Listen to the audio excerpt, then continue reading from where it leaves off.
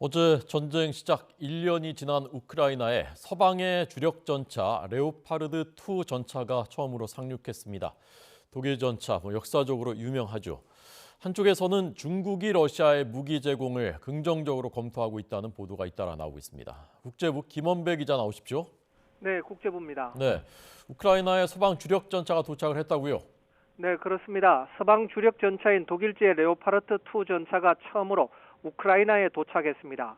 마테우슈 모라비에츠키 폴란드 총리는 러시아의 우크라이나 침공 1년인 현지 시간 24일 장소가 공개되지 않은 우크라이나 모처에서 레오파르트 2 전차 4대를 전달했습니다. 전차 도착 현장에는 모라비에츠키 폴란드 총리와 데니스 시미알 우크라이나 총리 그리고 우크라이나 병사들이 나와 전차를 맞았습니다. 모라비에츠키 폴란드 총리는 전달한 전차는 모두 4대이고 조만간 더 많은 전차를 우크라이나에 보낼 것이라고 말했습니다. 안제이 두다 폴란드 대통령은 지난달 11일 우크라이나 서부 리비우를 방문해 볼로디미르 젤렌스키 우크라이나 대통령과 공동 기자회견을 열고 레오파르트 2 전차 14대를 우크라이나에 지원하겠다고 밝혔습니다. 독일도 우크라이나에 레오파르트 2 전차를 4대 더 보내기로 했습니다. 보리스 피스토리우스 독일 국방장관은 우크라이나에 지원하는 레오파르트 2 전차 규모를 14대에서 18대로 확대하기로 했다고 밝혔습니다. 이로써 독일은 협력국가 포르투갈의 3대, 스웨덴의 10대와 함께 우크라이나의 31대의 레오파르트 2 전차를 지원할 수 있게 됐습니다. 31대의 레오파르트 2 전차는 한 개 전차 대대를 만들 수 있는 규모입니다. 독일은 우크라이나에 레오파르트 2 전차 2개 대대를 지원하는 것이 목표였습니다. 폴란드 주도로 한 개 대대를 모았고 이번에 독일 주도로 다시 한 개 대대를 지원할 수 있게 된 것입니다. 그렇군요. 자, 그런데 중국이 러시아에 대해서 무기를 지원할 가능성이 있다. 이건 어떤 얘기입니까? 네, 중국이 러시아에 드론과 탄약 등을 제공하는 것을 긍정적으로 검토하고 있다고 CNN이 보도했습니다. 소식통들은 중국이 최종 결정을 내린 것은 아니지만 중국과 러시아 간의 가격 등에 대해 협상 중이라고 CNN에 전했습니다.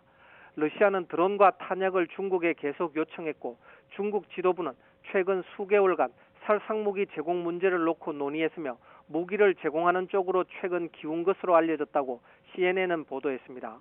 독일 시사 잡지 슈피겔은 중국의 제조업체들이 러시아에 100대의 자살 공격용 드론 구매 문제를 논의하고 있으며 인도 날짜는 4월이라고 보도했습니다.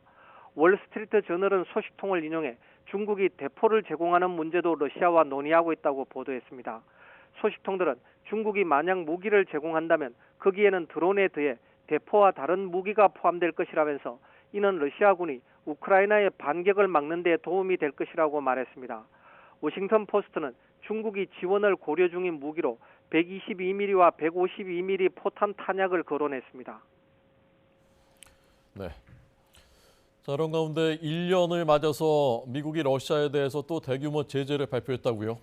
네, 그렇습니다. 미국의 제재 가운데 특히 눈길을 끄는 것은 러시아에 대한 제재 조치를 위반한 러시아와 제3국 기업들에 대한 수출 통제와 러시아산 금속, 광물, 화학물질 등에 대한 관세 인상 조치 등입니다.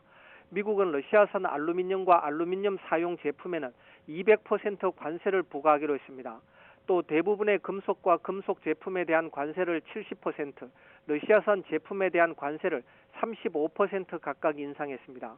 미국은 또 거의 90개에 이르는 러시아와 중국, 벨라루스, 이란 등 제3국 회사의 수출 통제 조치를 내렸습니다.